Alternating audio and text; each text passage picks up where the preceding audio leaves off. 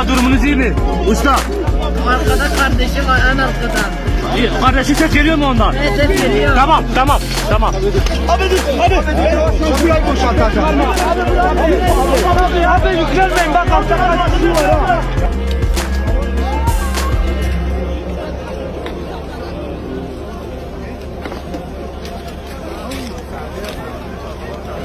AVM karşısına yıkıldı.